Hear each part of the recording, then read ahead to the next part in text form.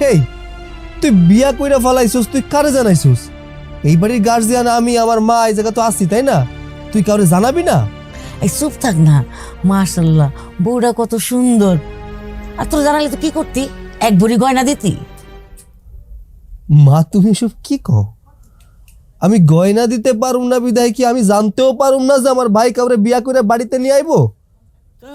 হ, ঠিকই কইছো। আমি তো আর উচ্চ বেতনে চাকরি করি না। আমার মূল্যায়ন এই বাড়িতে কতটুকু এটা আমার বোঝা হয়ে গেছে। আজকে যদি আমি আমার ছোট ভাই বউরে অনেক দামি দামি গহনা দিতে পারতাম, তাইলে জানার অধিকার ছিল, তাই না? তোর এত কথা করার দরকার নাই। কি বৌমা খারাই রইছো কেন? নতুন বউ, ঘরে তোলো।